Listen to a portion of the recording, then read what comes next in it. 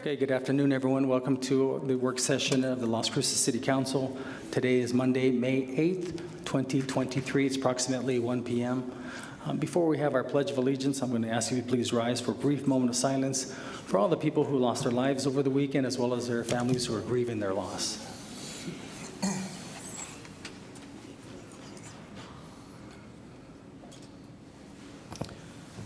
pledge allegiance to the flag of the United States of America and to the republic for which it stands, one nation, under God, indivisible, with liberty and justice for all. Thank you. Okay, so we have Amy DeFelix on Zoom, who's going to introduce our pets of the week. Amy, you're there? Hello, yes, I am here.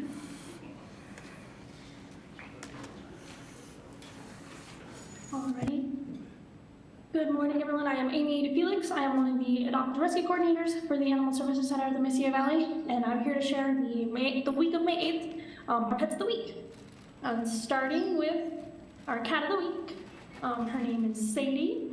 Her number is 61306, and she says, I've had a rough 2 years of life so far, being brought to the ASCMV with injuries and with milk, but no babies.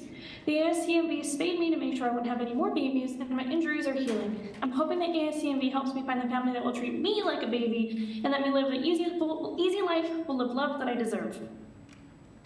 And then we have our Dog of the Week. His name is Jax, his number is 25220, and he says, I'm a curious and playful boy who likes to check out all of my surroundings. While I am sometimes really interested in my environment, in the end, I absolutely love affection, attention, and playtime. I've been at the ASCM for 10 months now, and I'm hoping I can find my forever home before my anniversary. And I do not have a slide, but I would like to share that this Saturday, on May 13th, we will be at PetSmart off of East Lowman from 10 a.m. to 1 p.m. for adoptions. And also to keep up with the this month's theme of kitten season, I'd like to share this little slide about leaving those kittens alone. So kittens less than 8 weeks or 2 months should stay with their mothers even if they are located outside. When kittens are brought into a shelter or rescued without their mother, especially as newborns, their survival rates significantly decrease. The ASCMV does not have a nursery or neonatal ward, so if we are brought kittens that weigh less than 0.75 pounds, and if they don't eat on their own, they need to be consistently bottle fed the entire time. We cannot keep them at the ASCMV, especially overnight. So when we are brought these bottle babies, as we call them, we are, like the rescue and foster coordinators, we're scrambling to try and find either our own fosters or rescues to fosters to try and take them before the end of the day, because these babies need to be fed as soon as, I guess as little as every 2 hours, and they need to be kept constantly warm. They have to have a heating pad or another heat source, and that's something where when we don't have staff when we're closed, that's something we can't provide. So we need those kittens out of here and preferably not brought to us if at all possible. So to kind of help mitigate this sort of concern, we like to suggest that if you spot a litter of kittens outside and you don't happen to see mom, that doesn't mean that she isn't around. She could be out looking for food, or especially if you're there, she could be hiding. So we have to ask for you to kind of check out the babies. Do they look healthy and well fed? Do they look a little chunky, like fed bellies? Are they pink and warm? And if they are, then that means mom is probably still caring for them. And as an extra safety measure, if you're still not too sure, a lot of organizations have recommended, if you have just spare flour at home or even buying just cheap flour to have around, to create a decently sized enough ring of flour around the babies and then leave for a few hours or even a full day and come back. And when you see paw prints in the flour or other sort of kind of signs of traffic, that does mean that mom is regularly coming back for the babies and taking care of them, so you don't have to worry. So we like to encourage everyone to remember that mom is probably feral, or at the very least really shy with strangers. So if you stick too closely to try and wait for mom, even for however long you're able to, she will probably not come back. You probably won't be able to see her. So definitely give them some space and come back later.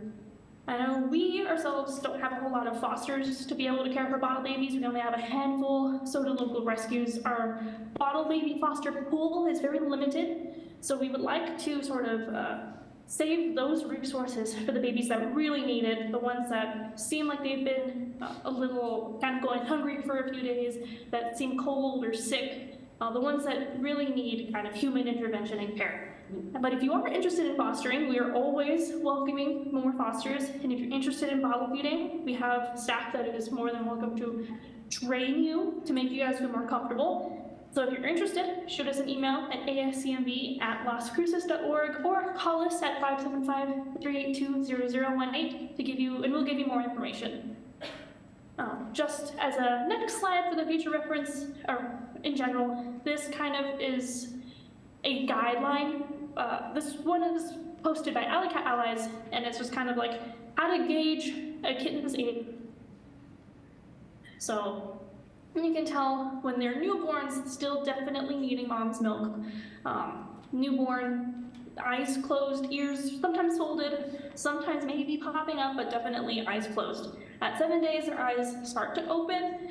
They're still kind of like they don't move a whole lot when they're this young. They kind of just wiggle around or kind of stay still. They primarily move towards mother to nurse from them, but other than that, they don't really walk. As they keep getting older, you can kind of see their progression. Around 4 weeks is when they start weaning, around 4 weeks, and if they were a little way more than 0.75 pounds, that's when we are able to house them independently from the shelter overnight, but we would still encourage people to wait until about 8 weeks, when even they're available, I guess technically for adoption, even through us, when they're playing, actively kind of acting like a mini adult kitten, or a mini adult cat, basically.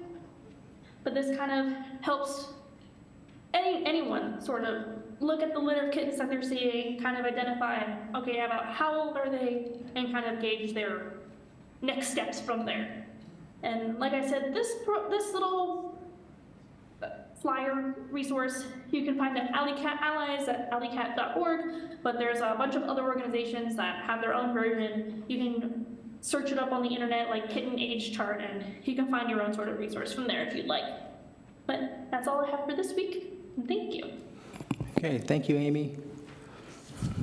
Okay, so next is going to be our Jobs of the Week. And Giselle Palomares from the New Mexico Workforce Connections will be presenting.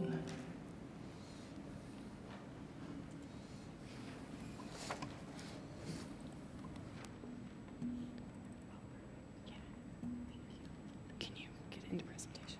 Yes.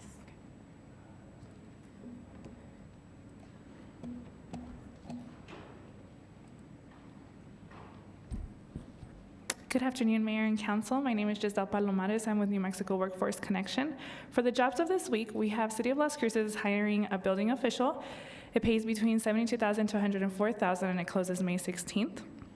White Sands Missile Range is hiring a security guard, and that pays $37,000 a year, and that closes June 30th. South Central Council of Governments is hiring an administrative specialist, and that pays $15 an hour to $20 an hour, depending on experience, and that closes on May 31st.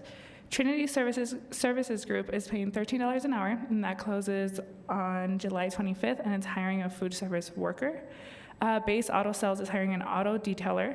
That pays $12 an hour to $15 an hour, depending on experience, and that closes May 26th. And Coca-Cola Southwest Beverages is hiring an order replenishment merchandiser.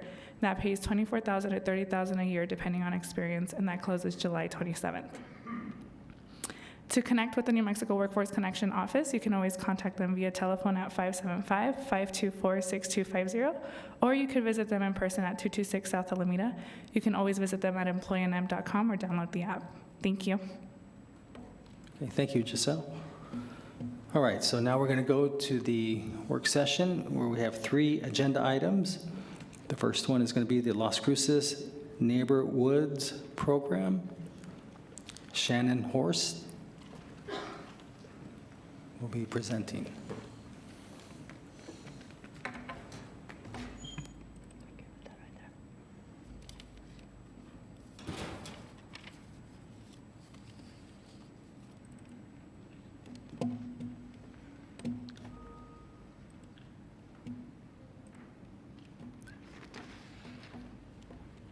Mayor, councilors, Robert Nunez, Interim Director for Parks and Recreation. I'd like to introduce Ms. Shannon Horst, Executive Director of Tree New Mexico. Thank you. Hit the enter whenever you want to change slides. Can I push it up with this, or I do this? Either way? Okay. Hi. Welcome. Hi. Thanks so much for giving me a chance to visit with you today about something that I think is near and dear to most people's hearts, trees. Anybody here not had at least one good experience with a tree sometime in your life? So I'm the Executive Director of Tree New Mexico, and I'm going to tell you a little bit about Tree New Mexico, and then I'm going to talk about two programs that we have been funded this year and for the next few years to replicate and share with the rest of the state. We are Tree New Mexico. We were founded in 1990, so we've been around a long time. We are a private nonprofit. Our focus is to engage urban communities throughout New Mexico to plant and care for trees. We have a very successful public-private partnerships. We like to set up successful public-private partnerships, and we have one right now in Albuquerque that's been running since about 2018. I'm going to share some of that with you. And we've recently reached out to Las Cruces to see if we can create some efforts to get some more private residents and citizens involved in tree planting and create partnerships around planting trees. So I probably don't have to go over the benefits of trees. I think everybody has a pretty good idea of air quality, shade, those kinds of things. There are some benefits that people are not aware of. There's some pretty good research that shows that trees decrease the speed of traffic. They decrease crime. They provide windbreaks. There's a lot of benefits of trees. And that's part of why people love them. They're more and more important in our current world because, of course, of climate change. They mitigate climate change as well. But lots of benefits of trees. A planting program, the public-private partnership that I want to share with you today is one called Albuquerque Neighborhoods. And this is a program that was set up in partnership with Tree New Mexico by the City Council. One counselor sort of took the initiative and helped us create the program. And we have, in the last 5 years, we've planted 5,000 trees in the city of Albuquerque. We have an 80 to 85% survivor rate. And the program is designed not only to plant trees, but also to strengthen neighborhoods. So it's a program that engages the community to actually put the trees in the ground. The homeowners adopt the trees, and they are the ones that essentially inherit the care of the trees. So another cool thing about this program is that the city doesn't end up responsible for the care of those new 5,000 trees. The homeowner is responsible. And they, in fact, sign an agreement with the city to take care of those trees. We also have a smaller program where we've been asked increasingly to also plant on, the Neighborhoods program is 100 trees in the ground at a time. And those are trees that are street trees, so they're designed to go just back of the street, usually 10 to 15 feet into the homeowner's property, because they're a street tree and they're designed to create shade and walkability in the community. We also sometimes are planting schools. We've been asked to plant schools. We sometimes are planting private social service agencies if they have a campus and they're really in need of some tree cover. So those are the kinds of programs that we are always involved in. I'm going to go back just a minute. Oh, can I go back? Will it let me? Nope. Shoot. How do I go back? Can anybody tell me how to go back? Robert's coming down. Sorry. You're not going to let me? This one? Nope, not going to let me go back at all.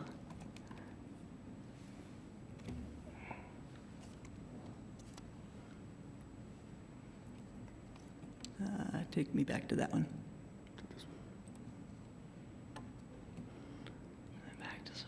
Okay, I just wanted to point out, so the The part on the left is a map. We map all of the trees that we're putting in the ground. So this is a really cool program, a GIS program called Tree Plotter. And so every single tree that we're planting in the city of Albuquerque gets plotted. That information also goes to City Parks and Rec so that we can continue to track trees. And each of the colors represents a different species of tree. So it's just a really cool way for citizens, and the citizens essentially learn to use the tree plotter program. So they actually are the ones who are going out and talking to neighbors, talking to homeowners, getting them to adopt a tree, and plotting it into the tree plotter. And this is the preparation for a planting. On a Saturday, we'll have about 100 volunteers show up, and they'll then put those 100 trees in the ground in about 3 hours. Yeah. This is an example of the tree plotter program for one of the smaller programs, planting programs. This is in the city of Santa Fe. It's a park that was in the middle of a low-income housing development that actually never got quite finished.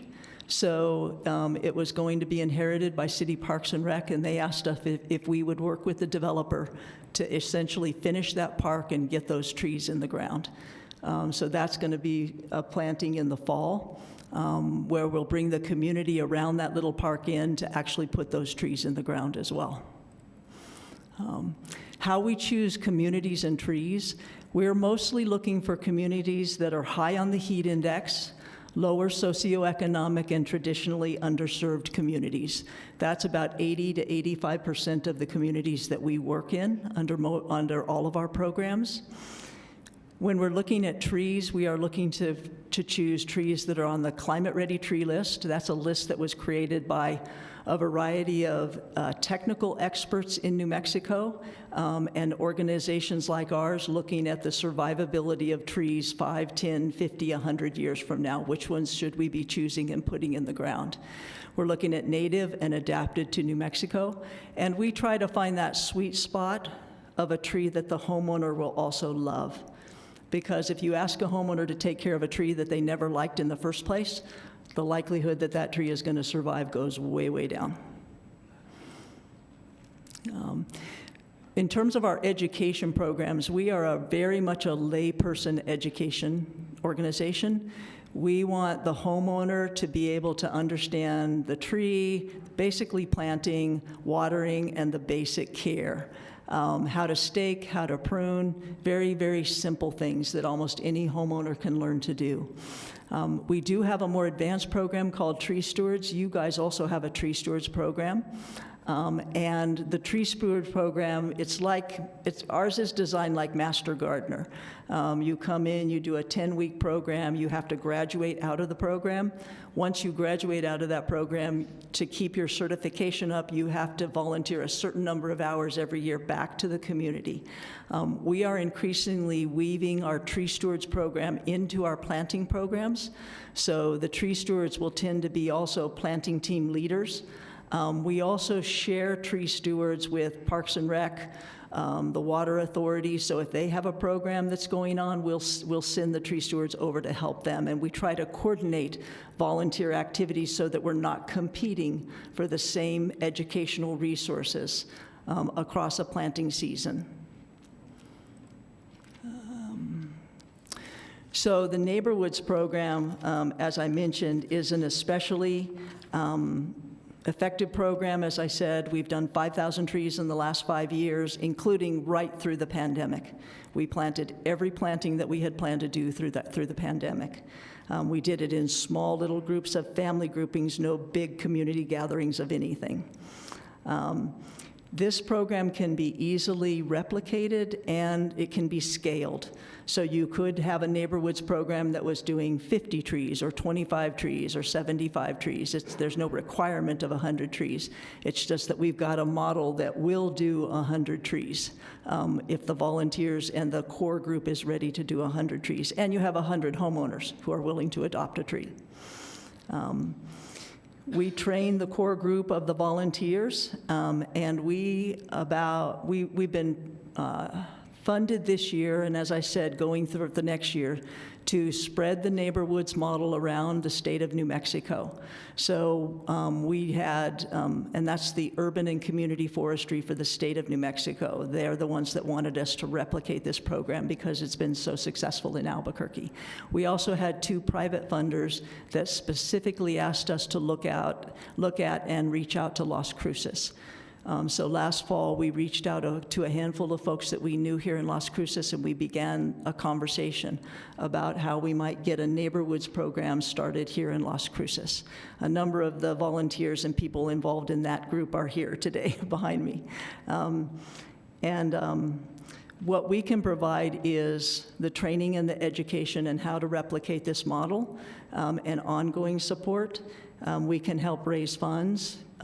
We've raised quite a bit of money to put behind this kind of a citizen-driven private planting program. And we also have been funded to spread the tree steward program around the state. So beginning this year, we're going to have a statewide online curriculum so that even if you're in a community where there is no tree stewards program, you could come into the statewide program and you can get your theory and the online learning, and then we will identify a mentor in your community and help you create the practicum that you need to do, doing it right there in your community. And so I know that your tree stewards program, I know that your Parks and Rec is wanting to get that, I think, up and running again. We would be happy to help with that and to support that and see how we can be a support to that.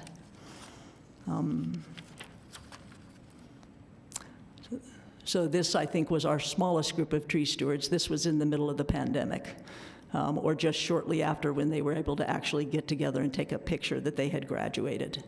Those 2 years were a little tough for everybody's tree steward program. So that's Tree New Mexico, and my ask is that the city somehow support the group of volunteers and folks that have already come together to get a program like Neighborhoods up and running in Las Cruces. Questions? I have a couple questions if no one has. Mayor Pro Tem, did you, or Councilor Flores, go ahead. Thank you, Ms. Horst. Is this similar to Tree People in California? The Tree People, are you familiar with that? Okay. No. They do a similar program. But, so my question, I have a couple of questions. The first one is, you say that the homeowner then becomes responsible for the care of the tree and then makes an agreement with the city to continue caring. What happens when the house is sold to someone else who doesn't have the wherewithal?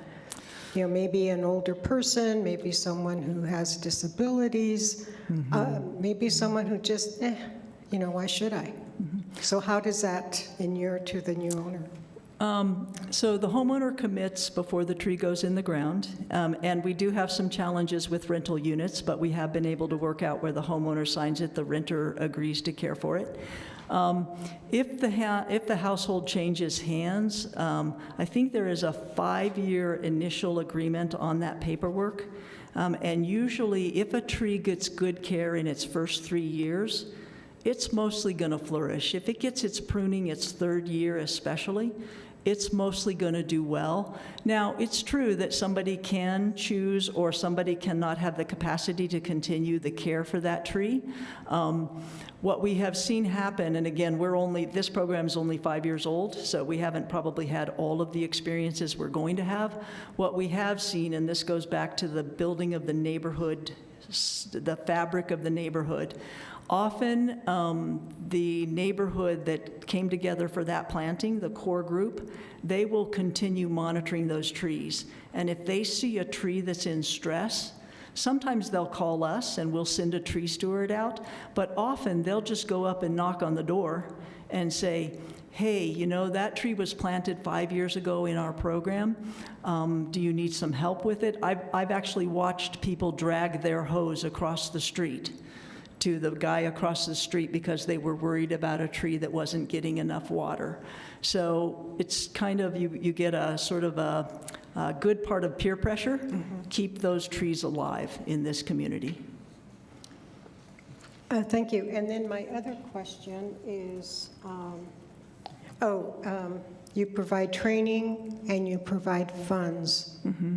The training I understand, but funds? Well, we can help, if there's a community group that wants to get their own program up and running, we have a certain amount of support for our time and our travel to be with a community and help them create the structure, help them do a pilot planting, et cetera.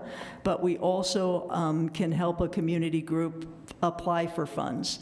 If they want to go, for example, we're aware of some corporations that will pay for trees, for example, and we can help a community group learn or know the process to put in an application for that particular corporation. Great. Yeah. And thank you very much, Ms. Horst. Thank you, Mayor. Thank you. Mayor Pro Tem. Thank you, Mayor. Thank you so much for being here. I appreciated Craig Pinsky out in the audience reaching out to me. We had a meeting or two to sort of organize ourselves and have an understanding of what the role of the city would be. Mayor, I appreciate you supporting it. I know that Craig and his group have come to District 1 when we spoke specifically about our lift-up area as the identified area, hopefully. And so what sort of conversations have you had with Parks and Rec, and what do you need from council? I would probably have to ask Craig to come up for that.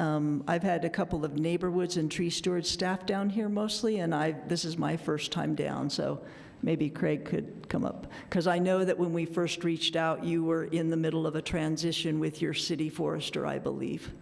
Yeah. We've been working with Franco Granillo, who's here. Excuse me, Craig. And I just need you to state your name. Sorry. Craig Fensky, and I'm resident of District 4. And I'm a volunteer with the Neighborhoods program. I've been working with the Neighborhoods since I was, Jimmy Zabriskie, when he was community forester, asked me if I would be willing to kind of do an interim connection with Neighborhoods, and we've developed a contact list of about 40 people. We have about 20 people that have been meeting regularly. Franco and the new city forester, Orlando Flores, are both here, and both have been very cooperative. Orlando is just getting his feet on the ground, so I think one of the things we just did this morning to kind of capitalize on Shannon being here is we've discussed a grant group to address the IRA grant for urban and community forestry. Has a June 1 deadline, and it's got sizable dollars that could help us do a 5-year kind of a demonstration grant with Neighborhoods. So we would like the city to be a partner in that grant.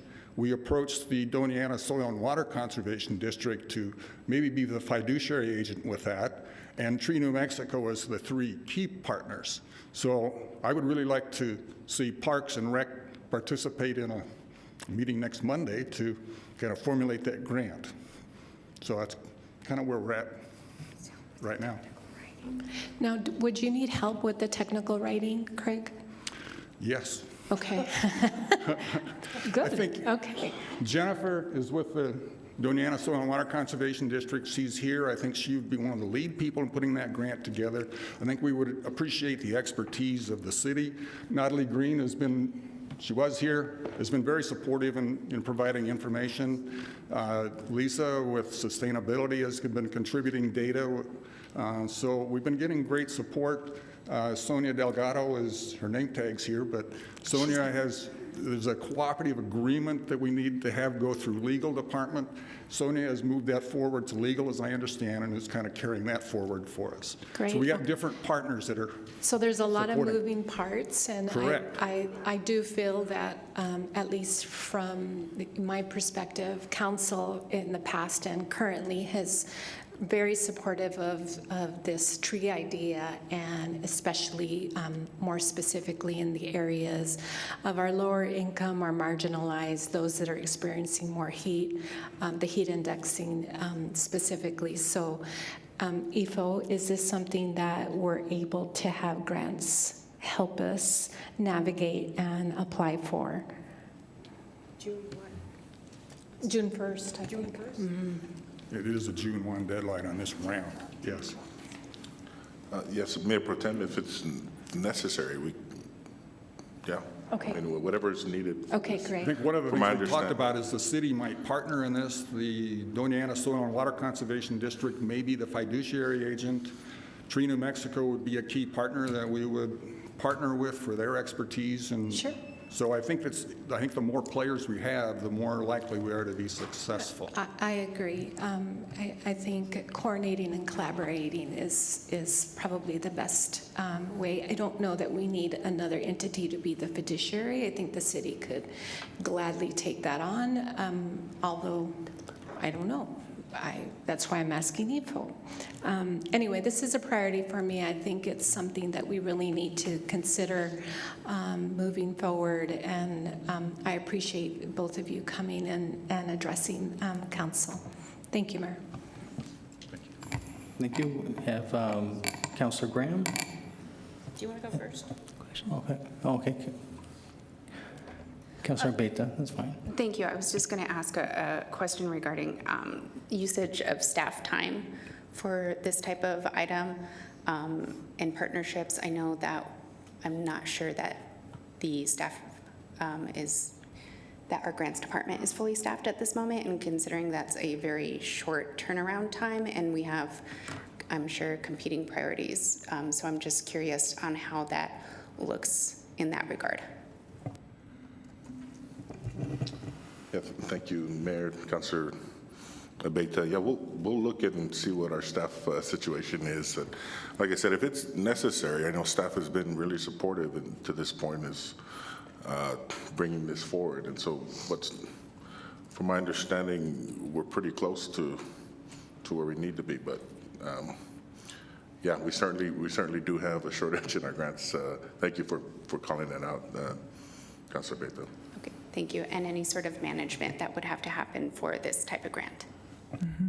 The text part of the grant is fairly short, but the numbers of various things that you have to verify and document and reaching out to get the partner letters will be the place where you might get slowed down. And so that's the part that sometimes can be more difficult. Okay, thank you. I think that'd be all great to address beforehand. Yeah. Okay, Councilor Graham. Thank you. Thanks so much for the presentation and for everyone who's been working so hard on this. Excuse me. Glad to hear that you're working with Parks and Recreation. I'm hoping, too, that you'll be in contact with Public Works. Just thinking specifically, I was looking at some of the photos. Obviously, we want these trees to be able to live out their lives where they're planted originally, and especially in areas where we're slated for some road redevelopment, particularly as we're moving into complete streets. Just making sure that where a tree is planted is where a tree can stay long-term without any potential effects on public works, utilities as well. So just throwing that out there, hoping that they're involved. Yeah, in that program, mostly we look for areas that are readily plantable fairly soon. If the area is slated for a lot of hardscape redevelopment, you would push it off to a later date until that part was done, because the trees won't survive that. Okay, great. Yeah. Thank you so much. Thank you, Mayor. Yep. And for the ninth time, Councilor Flores. Thank you. Second time, but I can go 9 times if you. Anyway, thank you again. So do you go to areas that are being developed to plant trees, or I think you touched on something like that, but I'm just wondering how you would do that, if you do. We have had a couple of conversations with developers about possibly coming in as a community was being developed. So you all will probably be familiar with the Mesa del Sol development south of the Albuquerque airport. That's a little bit complicated because you have to get a commitment not only from the landowner, the developer, and it's often a multitude of housing developed agent businesses, right? and also the HOAs. We have done some work with HOAs. One of those was very, very successful, and one of them was not. One HOA followed up and did exactly what they said they would do, and they've got, I think, a 98% survival rate on the trees that we planted. We did 200 trees that day. The other one failed to keep their irrigation up, and we've had a 50% loss. So it just depends on the HOA, the developer. We would love more opportunities to do that kind of work as well. When you say you'd like more opportunities, do you see any opportunities here that you can transfer that skill from the Albuquerque area? Our city is growing exponentially, maybe a little too fast for my likes, but there's literally a desert where the new developments are going up. I mean, it's a desert, we know that, but a tree desert. So we haven't been working long enough in Las Cruces to do that. We've been just really focused on the group that's working with Craig and the other agencies and organizations to start that first pilot planting. We want to make sure that first pilot planting is really successful. yeah, I understand. Yeah. Okay, well, I'll talk to Craig about that. Thank you again, Ms. Hoyce. Thank you, Mayor. Okay, anyone else? Okay, so we have what's needed to move forward? Thank you. Okay, great. Thank you so much. Okay, thank you for your presentation. Thank you for coming down. Okay, next item is going to be the 3.2 New Mexico legislative update, and our city lobbyist Larry Horan will be talking about the millions of dollars that will be flowing to Las Cruces. Thank you, Mayor. I'll see if I can navigate this.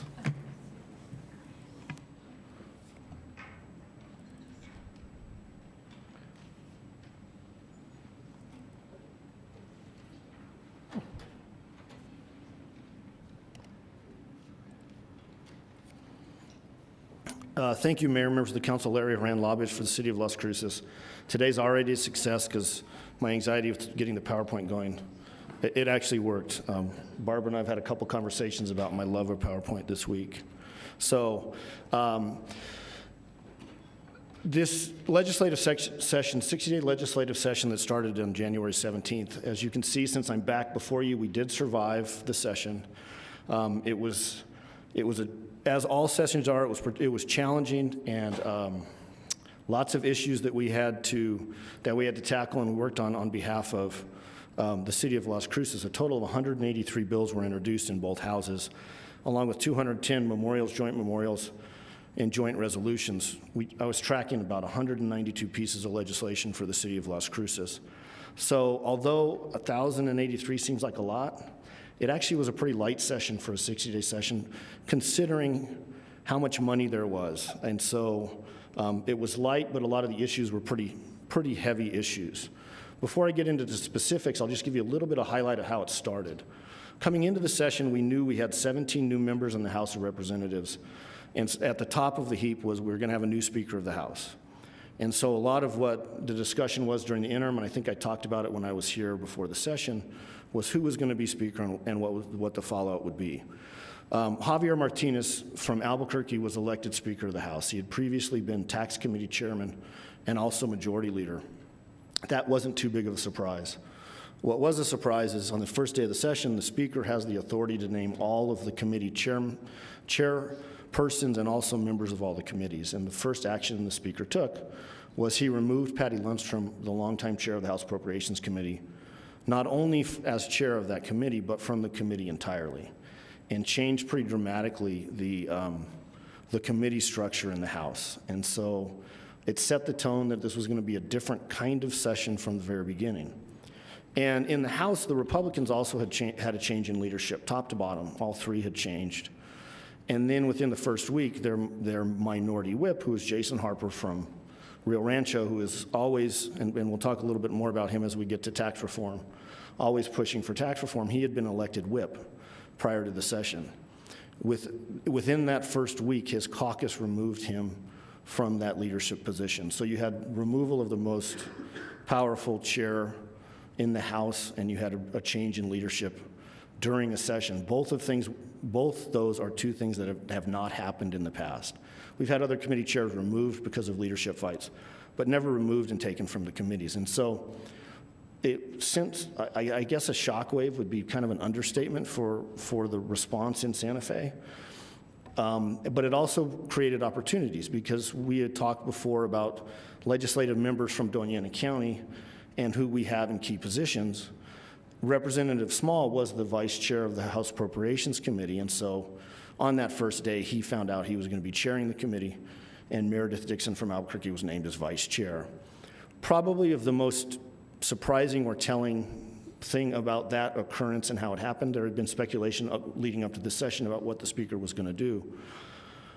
But up until 5:20 on that first day, nobody actually knew what was going to happen, including those new committee chairs and staff. And so it was, for a place like the Capitol with politics, it's unusual for there to be very tight-lipped, but it was very tight-lipped, and it gave an indication of what type of speaker Speaker Martinez is going to be.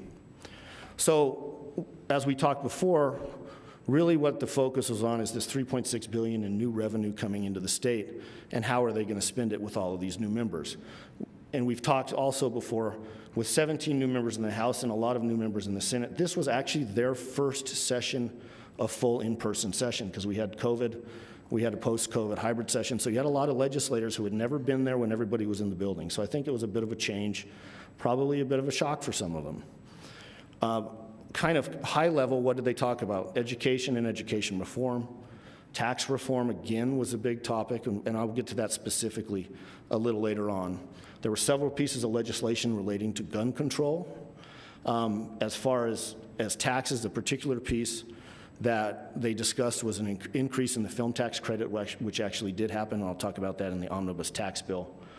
House Bill 7 was the Reproductive and Gender-Affirming Health Care Act. That had two pieces to that act, and some of those issues as it relates to capital outlay and facilities actually played out, not necessarily in Doña Ana County, but the facility that's going to be built down here was a big topic of discussion in the capital outlay legislation. And what this bill does is it's two things, really. It's a preemption bill for local governments or any political subdivision to discriminate based upon reproductive or gender-affirming health care. And it also sets criteria for health care providers and health insurers that they also cannot discriminate based on a person's choice for use of reproductive or gender-affirming health care. And there was a lot of discussion and debate on that legislation. It actually moved through pretty quickly and early on during the session.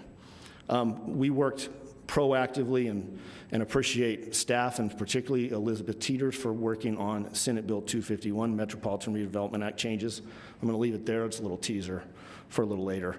And at the bottom, remember, we had a priority for airport improvements for the city of Las Cruces. Originally, there was discussion of about a $300 million bill for airport improvements that was going to be introduced.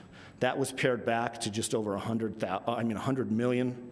Ultimately, what happened is in the budget, they included $55 million for airport improvements statewide. There's no call out of what those improvements are or for which particular airports. It's a program that now is going to be run through the DOT. And so now that the bill has actually been signed and DOT is going to develop criteria, we'll find out what the criteria is to get a piece of that airport funding pie. But the plan is, through the Municipal League, and my understanding, the executive as well, is for this to be an ongoing revenue stream. So it's not just a one-time $55 million hit. We're going to be going back next year and the year after to try and work on airport improvements statewide. So when we get to capital outlay, we did include airport improvements as a capital outlay request, which is good. We always wanted to hedge our bets. It proved to be beneficial for us to do that. Because as you'll see on this list, there's just over $1.6 million for airport improvements that we got from regular capital outlay. The next several slides are just the capital outlay. I'll pause on them briefly. I won't read them out because you have them, and we have a list of all of the projects of what we were successful in obtaining this year. And also, I'll remind you again, now the legislators, a list is published of which capital outlay projects they actually funded on an individual basis. So we have about 147 pages of projects we can look at. And so we know which legislator funded which projects, which actually, as we talk about building our next legislative priority list going into next session, it's really informative, because then you can see what legislators like, and we can try and tailor our requests to the legislators and what they like. I actually want to go back to Lift Up. At the bottom, very bottom of page 4, this slide, this is the first Lift Up Las Cruces capital outlay request we had. It was a new effort. We tried something new with legislators. With Mr. Peely at the lead, we had a different set and type of meetings with legislators, and we really focused on Lift Up Las Cruces. I think we missed full funding by $5,000, if I recall, but pretty successful in that effort for Lift Up Las Cruces. And the other thing I'll talk about, just call it a little bit specifically, you'll see on here you have a lot of the Community of Hope capital outlay requests. We ran into a little bit of a snag with the capital outlay process this year. Last interim, when Ms. Bassford and I put on a workshop for nonprofits in council chambers to talk about not only the state capital outlay process, but also the cities, so they could be more informed and prepared going into the session. There was a little bit of confusion. Those last 4 capital outlay, they didn't get their request forms in time, submitted in time. We were able to flag it in a timely manner and such that they allowed us to submit those forms late. So we were able to get them in and save those projects. And as you can see, they were pretty popular amongst legislators. So we were glad that we were able to do that.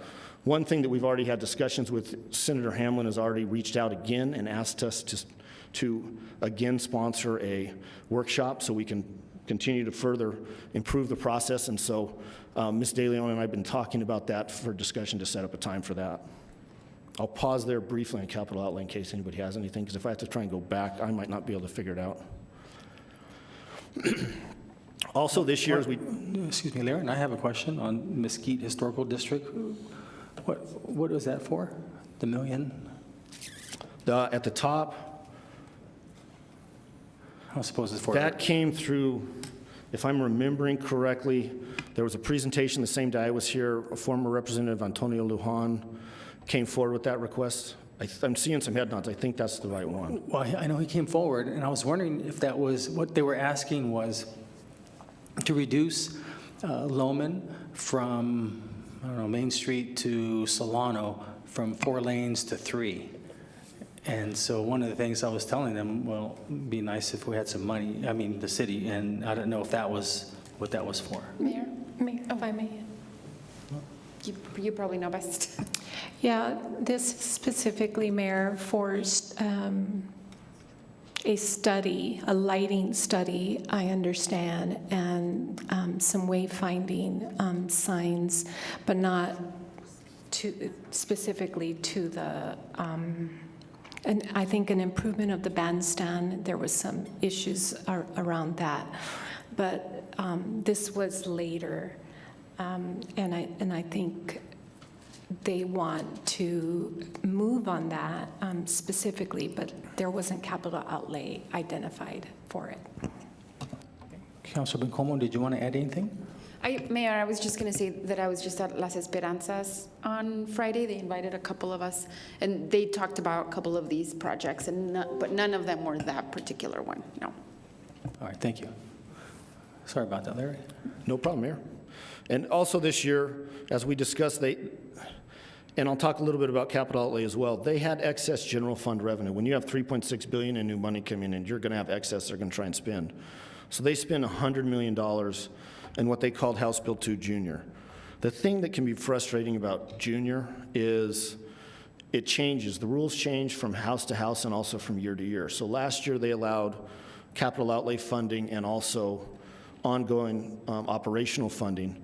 This year they allowed some capital funding but wanted more programmatic spending, but it could only be one time. And so it's a very fluid process.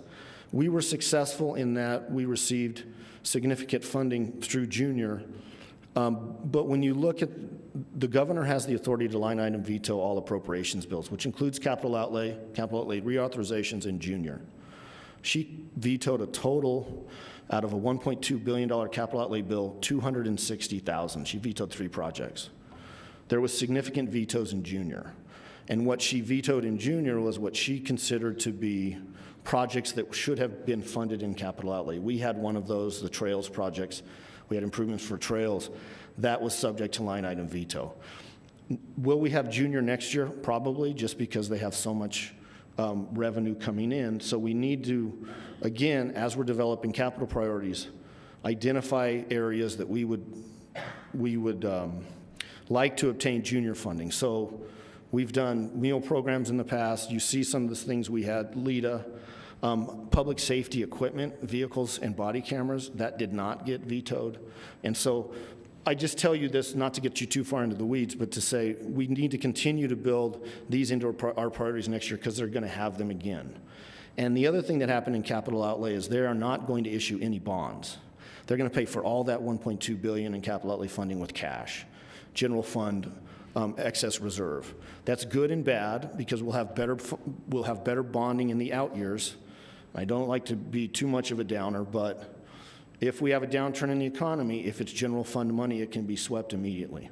So it's important for us always to remember this is the cash money. It's the easy money for them to sweep if we have a downturn, so we need to spend it quickly. And all the capital outlay sides, I cannot take any credit for any of these. I stole them from Barbara. She gave them to me, so we got just over $12.8 million in capital funding through both capital outlay and junior projects. So we did better than we did last year.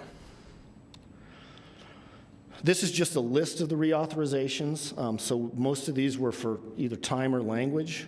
An unusual thing happened to us this year is we had $600,000 money that had been parking garage money that was going to go to Amador and airport improvements. Last year we had that exact same issue we did the exact same thing.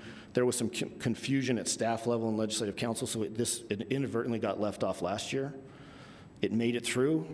We did it again this year, and the governor line item vetoed it. So we didn't have any warning that that was going to happen.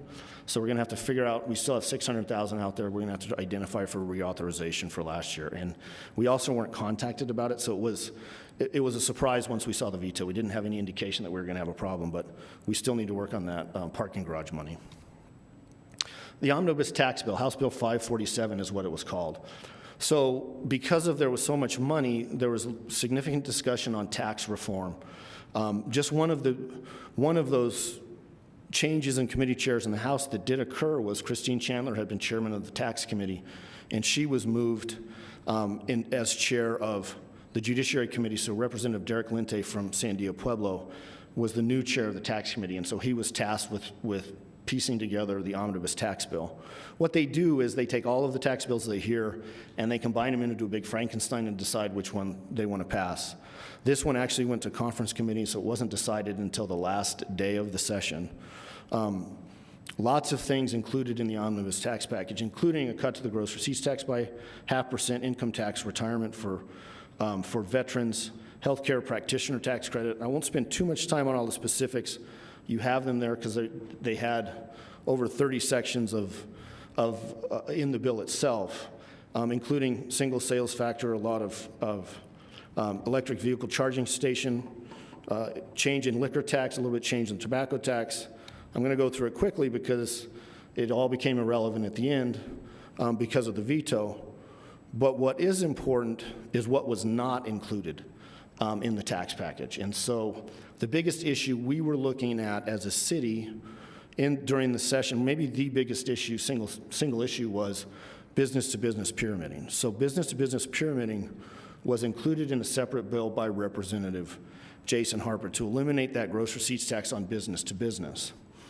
There were several issues with that, and the timing of the hearing on the bill was good because it happened to be Municipal Day, and so we had a lot of municipal officials in Santa Fe, including Councilor Beta and Mr. Peely, on the hearing on that legislation. Because when the state, like when they eliminated the tax on food, it has a bigger impact on local governments because our biggest share or our biggest revenue stream is gross receipts tax. Elimination of business-to-business pyramiding means millions to cities, probably around over 140 million, I think is what we finally settled on in the end. That would have been an impact on local governments. So local governments, the Municipal League, and also several local government officials testified in opposition to the business and business pyramiding piece. So that was eliminated from the conversation early in the tax reform. discussion. Although there was significant effort by both the administration and Representative Harper to come up with a solution, they never came up with a solution that would have, I hate to use the word hold harmless because it makes me think of food tax, which we've been dealing with for years. There was never a way to hold us harmless from that revenue loss. And so it ultimately was taken out of the tax package. And so that actually was, the what's not in there was the biggest win for us. And in the session, as it relates to tax reform. And out of those 40 or 35 or 42 sections in the tax bill, 4 things were left by the time the governor finished with her veto pen. And that was income tax rebates, an increase in the child income tax credit, expansion of a rural health care practitioner tax credit, and the increase to the film tax credit. She vetoed everything else in the legislation. That doesn't mean we're not going to see it again, but her veto message said, essentially, we are in good times, but we don't know how long they're going to last, and so we need to have sustainable tax cuts. I don't think this is a sustainable piece of legislation, so she left us with 4. Senate Bill 251. This is one we actually took the lead on. The idea first came out of Albuquerque, but City of Las Cruces pushed the legislation and its changes to the Metropolitan Redevelopment Act. So cities throughout the state have metropolitan redevelopment zones that have been designated as blighted. And under the current structure, which was passed in the 70s, you could use an incremental growth in property tax to pay for improvements within that zone. What this piece of legislation does is, like a tax increment development district, will allow you, the county, and the state to decide if you want to use gross receipts tax growth within that zone to put money back in the zone as a funding stream. And so Senator Hamblin was the sponsor on this piece of legislation. It's the first bill I actually got to work to try to pass with her. And Elizabeth Teeters came to Santa Fe to serve as expert witness on a couple of different occasions. We were successful. It was passed and signed into law. And so this is now a tool that will be available, not beginning this July 1st. It's pushed out for a year because Tax and Rev needed some time to implement rules on it. But this was a piece of legislation we pushed and were successful with. Public safety. I anticipate we're going to see public safety and law enforcement reform kind of on an annual or at least every 60-day session. You'll see legislation related to reform. This was kind of a continuation of what we did a couple years ago, which includes a law enforcement database, so you can find out about a publicly searchable database to find out about officers who have outcomes of adjudicated misconduct, changes to the standards and training council membership.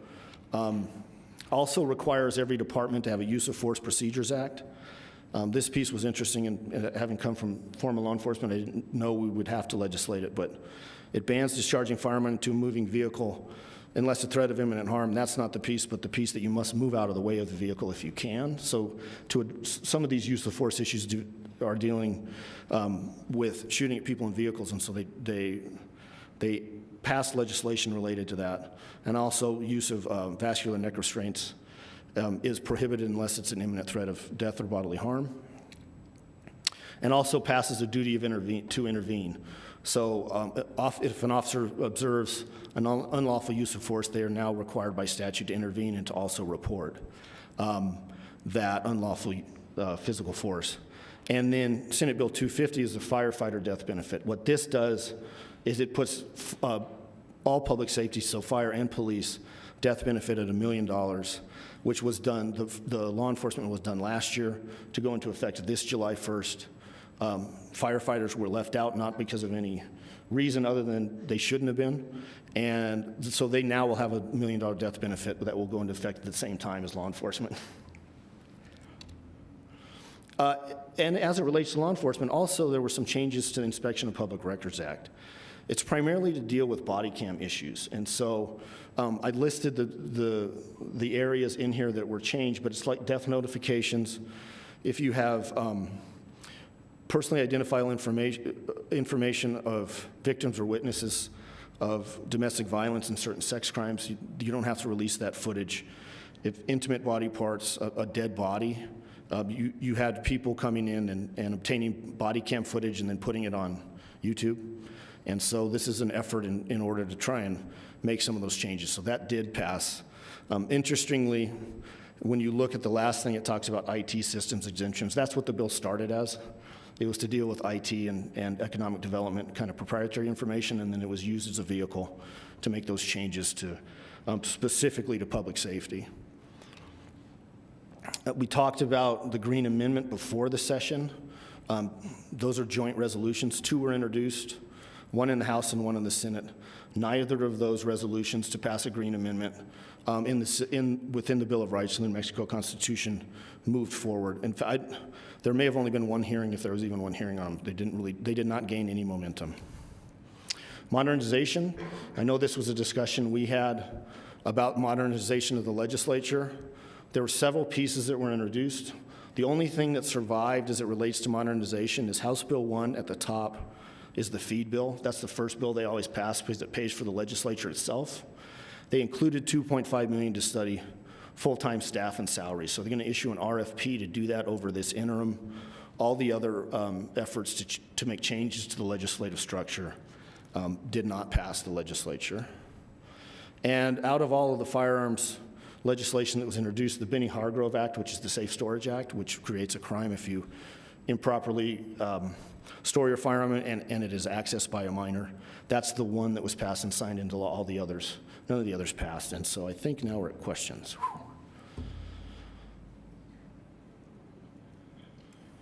Councilor Bencomo? Thanks, Mayor. Thanks so much, Larry, I feel like you did that in one breath. That was very impressive. Thank you. So just, can you clarify a little bit more on junior money? So junior money is for more like programmatic things? Mayor and Councilman Como, that's correct. So if you had a position you wanted to fund for a year for a sustainability officer, for instance, that would qualify for junior. If you wanted to add it into airport construction, she would have vetoed it. We received money last session for the meals program. I think the Boys and Girls Club, I might be getting 2 of them confused, but for like a meals programs for seniors, things like that. It's pretty flexible, but it can't be for ongoing. So if you're going to have something that's going to be funded, a grant writer, for instance, if you wanted it for more than a year, you'd only get a year's worth of money for it. Okay, interesting. Studies, things like that? Yes. Okay. On the policing database, Larry? The database, is that up to the municipality to report to the database, or how is that going to work? Mayor and Councilor Bencomo, yes, it would be. That's information that has to be reported to DPS through the, now you have a certification board and you have a law enforcement academy board. It's to the board that will be responsible for the, for discipline and certification. Okay, interesting. Do you foresee us having to pass any local process for implementing this? Mayor and Councilman Como, I don't believe you'll have to pass anything. The only thing that would be that in the legislation that you were required to actually implement, if you have not, is a use of force policy. Okay. Which I believe, I don't presume we've already got one. So we already have one. Yeah, yes. Already there. Okay. Housing bills, I don't think any of them passed, right, Larry? Mayor and Councilor, no, but there is funding. So there's funding in the budget for housing. We had a good meeting with the governor's housing coordinator, and also Chairman Small continues to push for us to work on affordable housing and come forward with projects. So it's still an issue that's at the forefront. Yes, thank you. I think you'll be a great partner on that. And then when do you expect, my last question is just around the airport funding, and when do you expect we'll have guidance on that? Mayor and Councilman Como, I don't know when. Hopefully, I would think by July 1st, beginning of fiscal year, hopefully we would. It's a conversation, and I know Councilor Abeyta is going to be attending a meeting related to airports and also working with municipal league, so I might punt a little bit to her on that, but soon. Yeah, I assumed, my next thing was going to say that I'm sure Councilor Abeyta will keep us posted as well. Thanks, Larry. Councilor Abeyta? Yes, thank you. We are going to be getting more of the details here, I would say, within about the next month. I will be up in Rio Doso on Wednesday, Thursday for the aviation conference.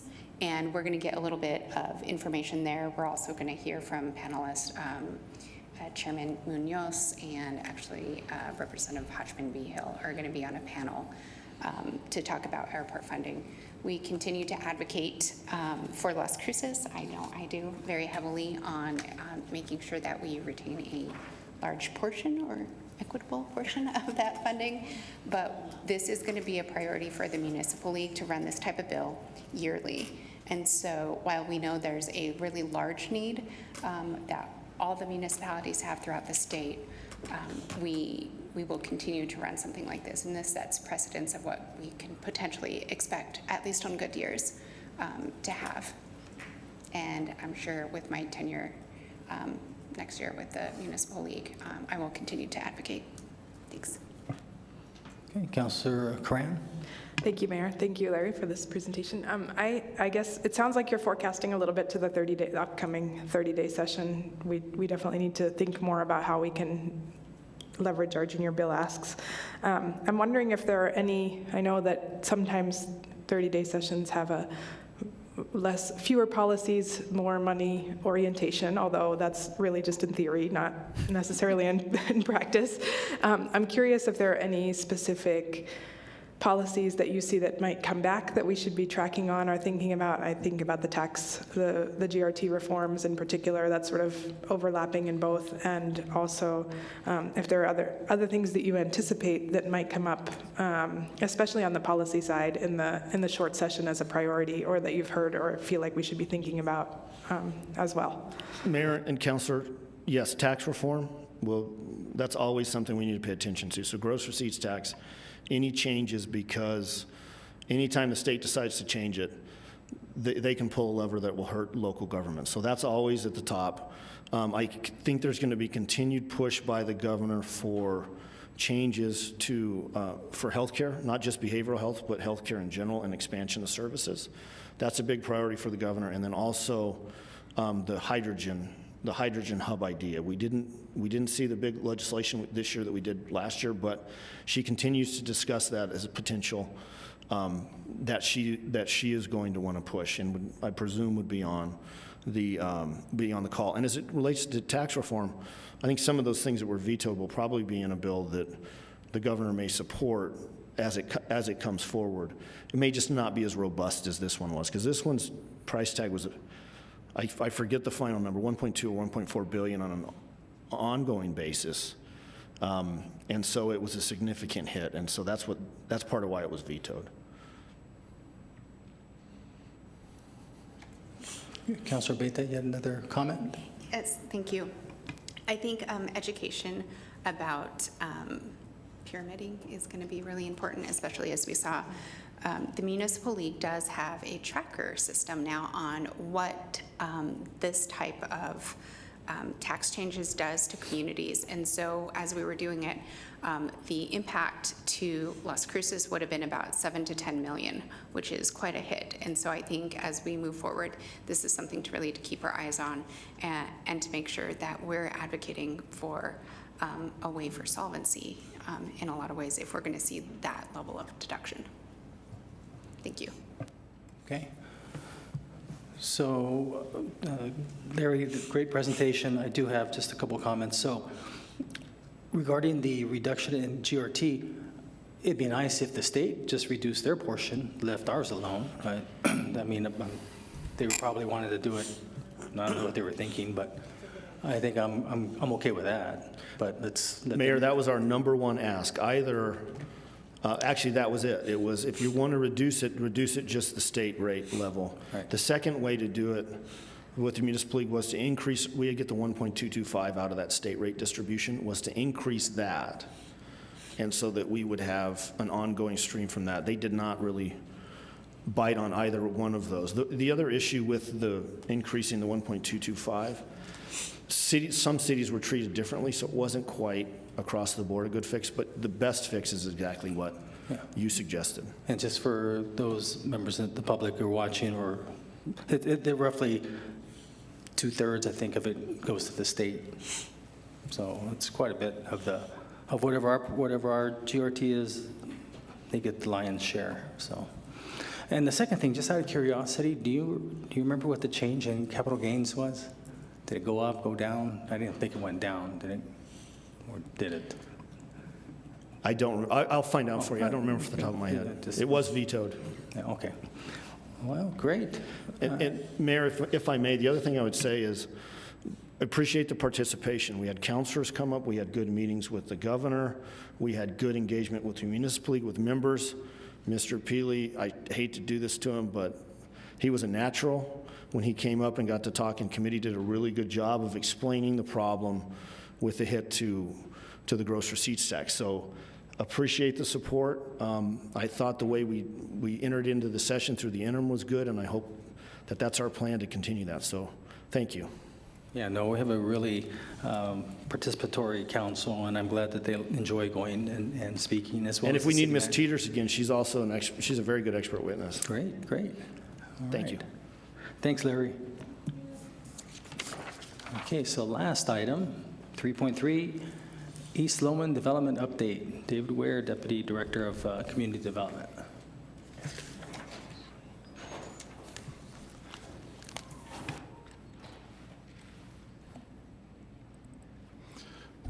Good afternoon, Mayor and City Council. As you just noted, David Weir with Community Development Department.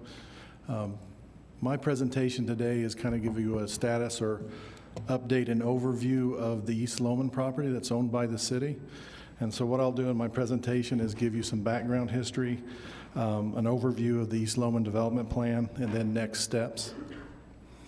Again, just as background information, the city purchased the East Lowman property in the fall of 2017. It entails approximately 114 acres. The city entered into actions to clean up and remediate the site in the spring of 2020, and that was completed this past spring.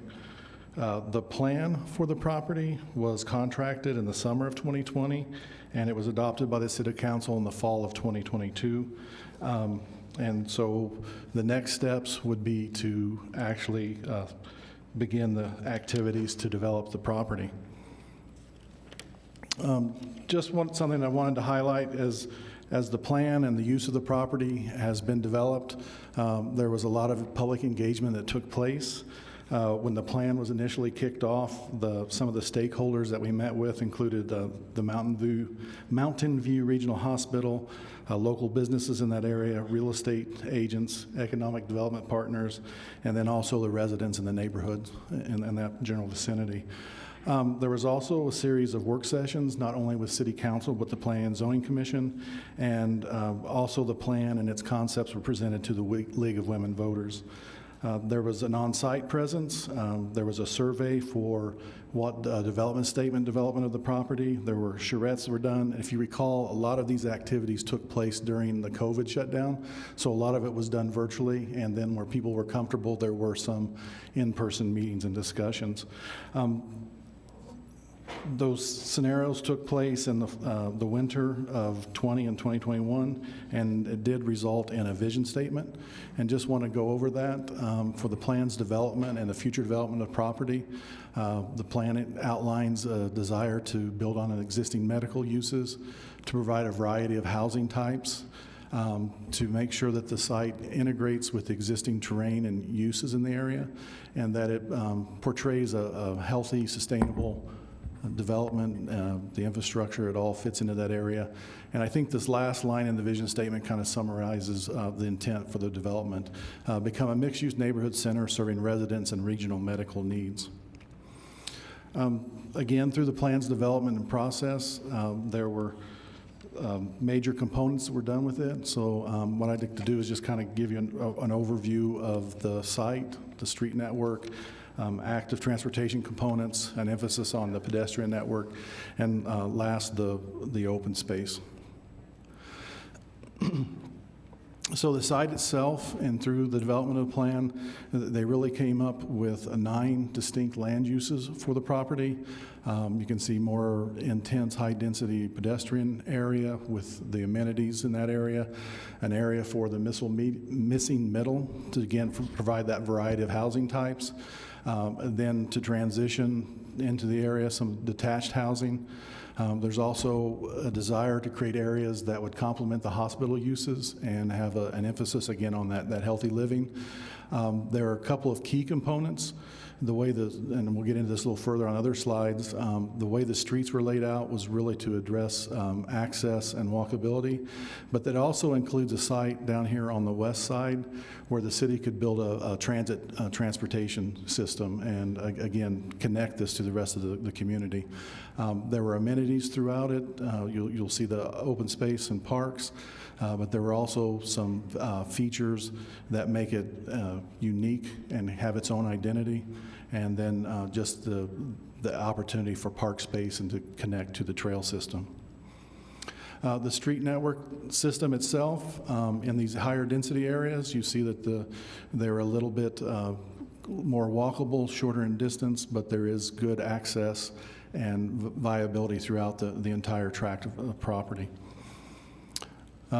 This slide just kind of shows that not only is there opportunities for the walkability and the transit, there are connections to the trail system, and there's also identified ways to incorporate bicycle into the infrastructure of the development.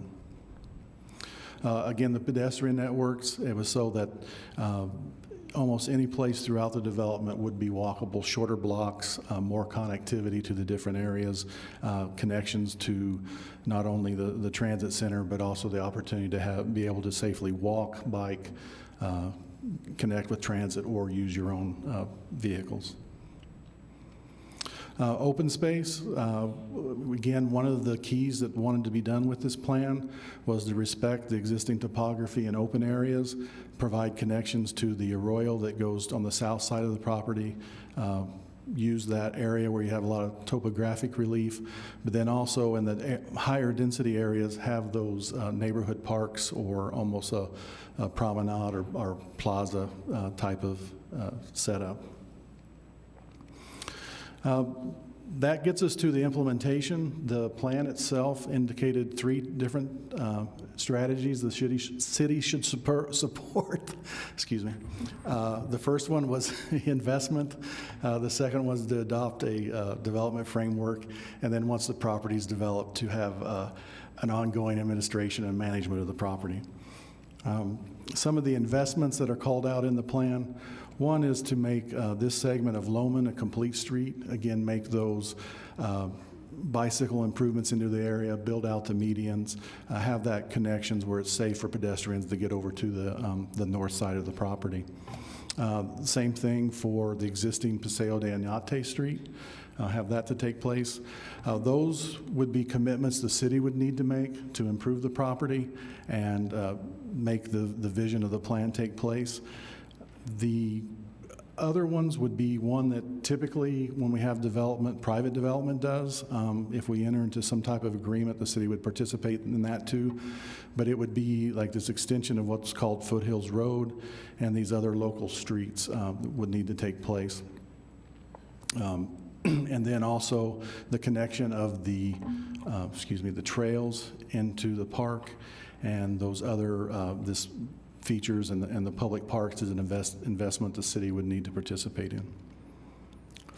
The development framework, the property currently is in a PUD is open space, so there would be a need to use what we in the development field call entitlements. So there would have to be an amendment to the planned unit development, and basically there would have to be standards created and adopted for the different areas as they're called out. The blues are the parks and civic uses, gateway treatments to make that a distinguished neighborhood, these service uses, and then all of the housing. They would have to have standards adopted for those areas. The key one is where we're really at now. The administrative actions, I started to hit on the entitlement, so that's where we'd establish the zoning, subdivide the property, extend the infrastructure, the streets, drainage, and your solid utilities.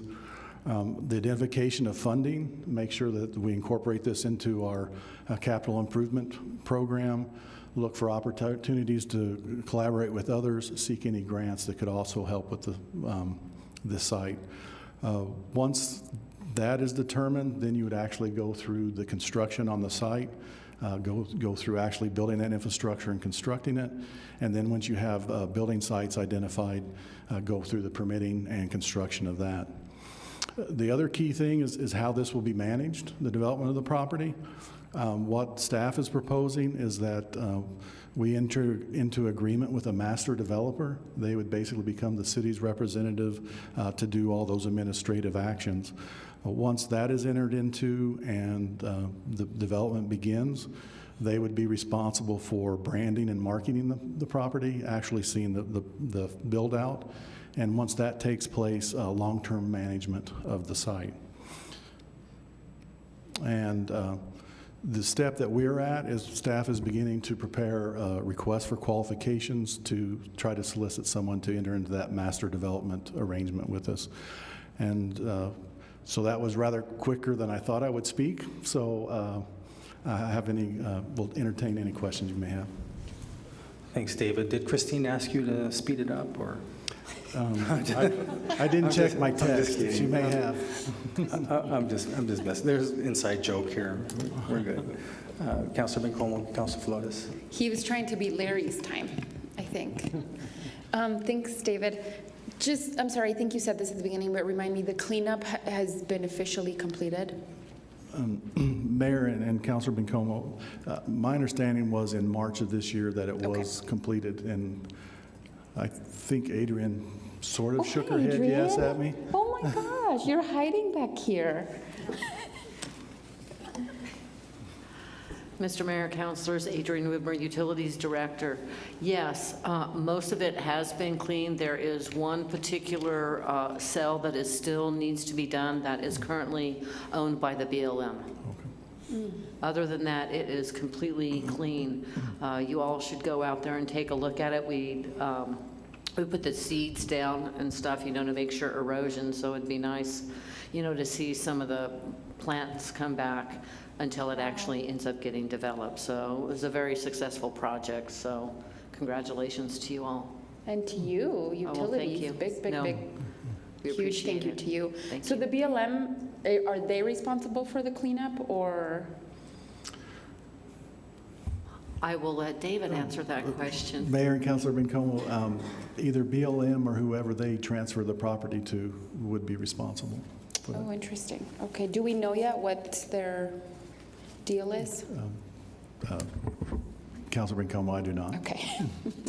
I'll ask. If I may interject, if you want to go back to that map, if I remember correctly, the BLM land is extremely valuable. If we can get that from them, because it's at the corner, right where that number 5 is. Oh. Let's put it this way. I think there's a lot of business that want that, and if they would be willing to give it to us to add it to our master plan, that would be incredible. Has anybody approached them, Mayor? Okay. No, I haven't. IFO, put that on your list. Larry said you were a natural. I think this fits right into that. Okay, thank you for that. And thank you so much, Adrian, and your team. Please pass that along. Do we have, I think generally we have height restrictions across the city on buildings. Is this, I assume it's the same here. Mayor and Councilor Bencomo, we talked about the entitlement process.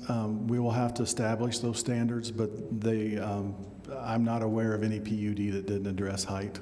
And so it'll go through that public process. Okay, I'm just wondering, right, given the conversation we just had a couple of weeks ago with Realize Las Cruces and a couple of the things we talked about in terms of allowing for more floors if they commit to doing a certain percentage affordable housing, right, those kinds of things I feel like are really important, and I know that there's been a lot of advocacy to ensure that there is a lot of affordable housing within this particular lot, so I'm looking forward to those conversations. And then, honestly, lastly, I know that we had a lot of community engagement. Some was well attended, some not, given that it was all virtual. But on the health pieces, are we making an assumption that that's needed, or we've gathered good information that there is a need for that particular designation? Mayor and Councilor Bencomo, that was stated, one, through the feedback that we've got in this area. The other thing that was a part of this project, there was a real estate analysis that was done, and that identified it as a use that would do well at this particular site. Okay. And so, but the plan itself is conceptual, and so whoever the city ends up partnering with, there is enough flexibility for some variety of uses to take place. Okay, and then lastly, on who we partner with, is that going to be like an RFP process? Councilor Bencomo, that is the intent.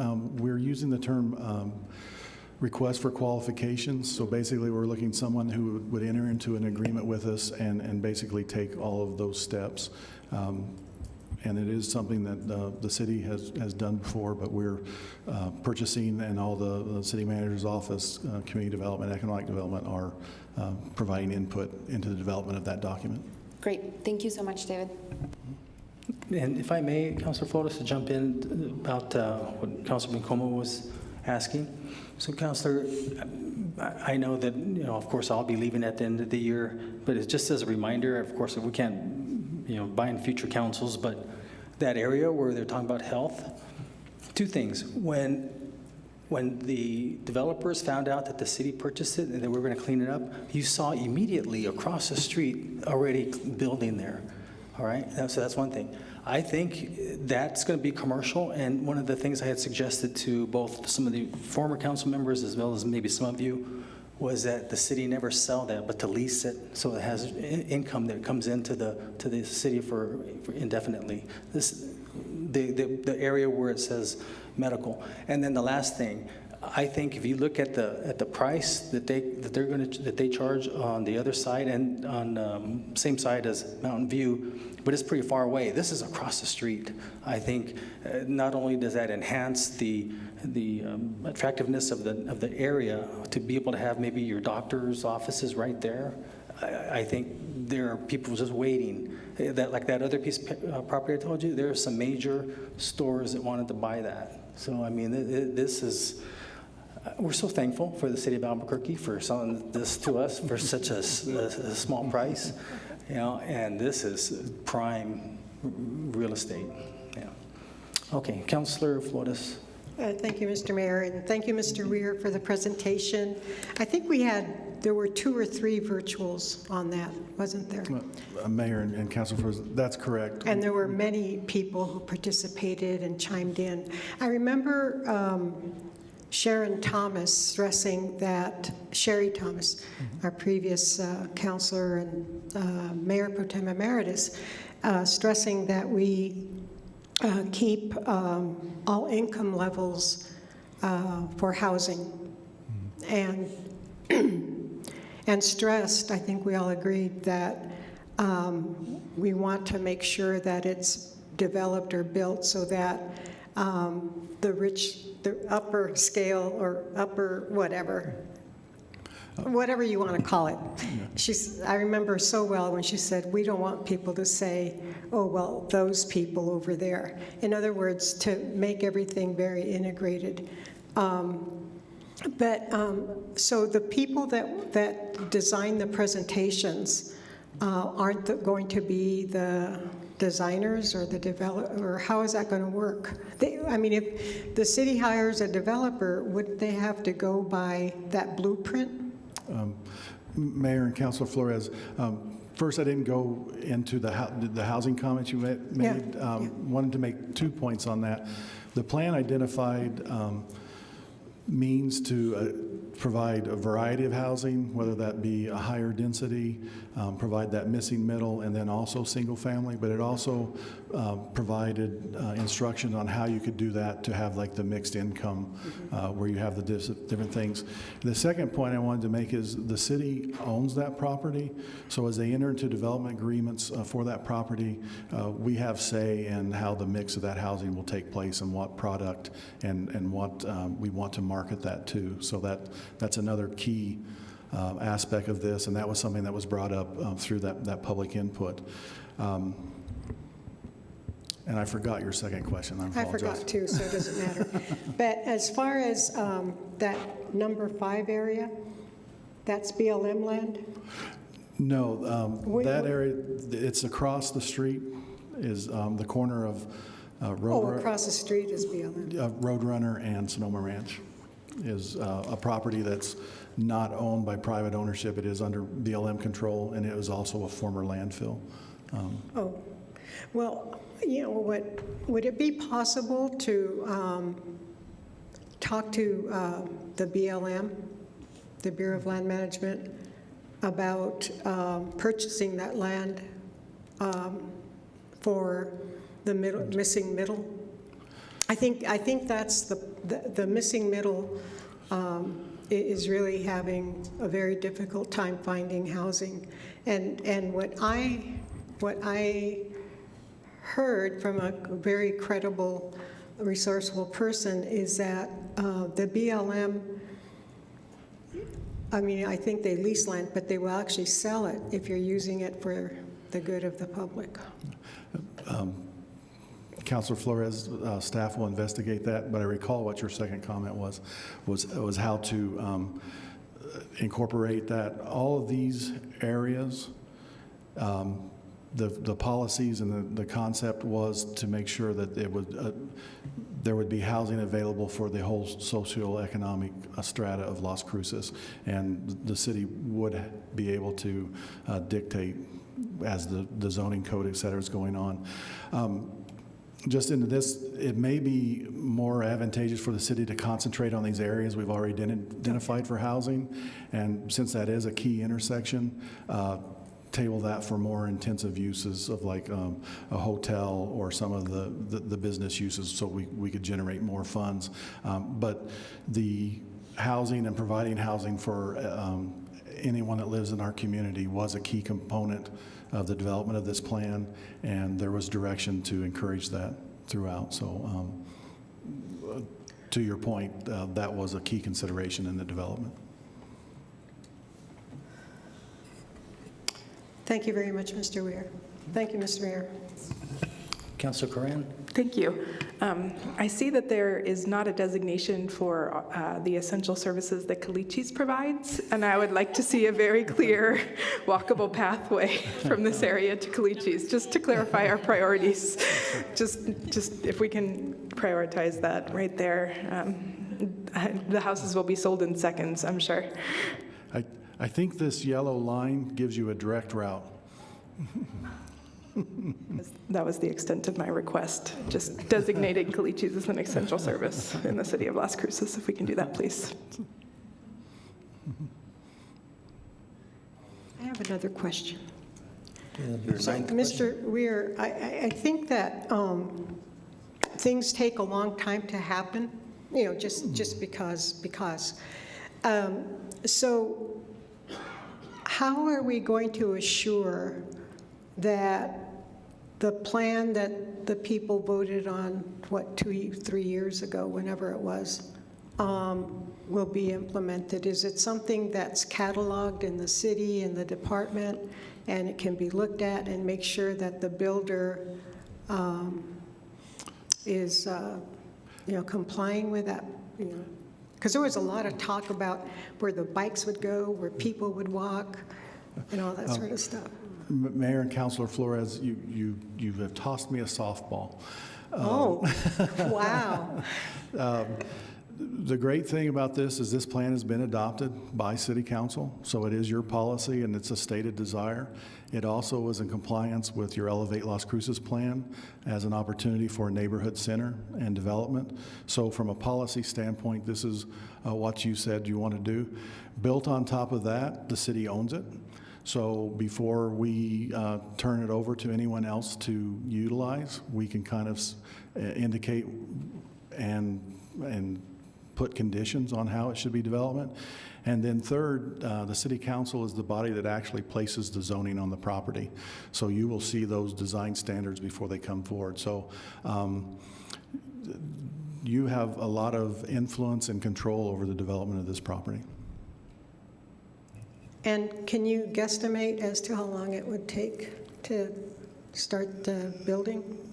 I would estimate if we were to get a master developer on this year, that probably within a year, you would start seeing construction on the site. Wow. Wow. Thank you. Thank you very much. Okay, anybody else? Okay, well, it looks good. Really excited. Did we discuss the waterfall? One time when Councilor Sword was here, we talked about that little waterfall. Blue lights. Yeah, okay. I know it's a little bit over the top, but never mind. Okay, well, great, thanks. Looks good. Looking forward to it. All right, if there's nothing further. Looks like somebody was wrong on their time. I entertain a motion to adjourn. Move to adjourn? Second, Graham. Okay, motion made by Councilor Abeyta, second by Councilor Graham, that we adjourn. Christine? This is on the motion to adjourn the work session. Councilor Abeyta? Yes. Councilor Graham? Yes. Councilor Bencomo? Yes. Councilor Cram? Yes. Councilor Flores? Yes. Councilor Gandara? Yes. Mayor? Yes. Okay, we are adjourned. It's 2:35 p.m. Thank you.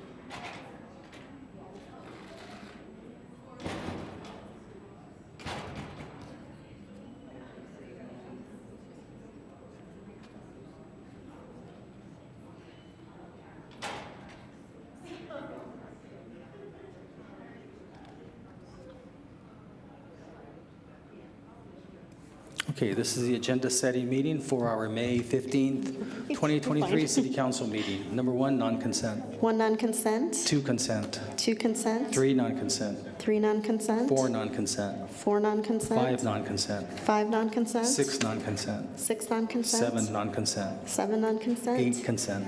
8 consent.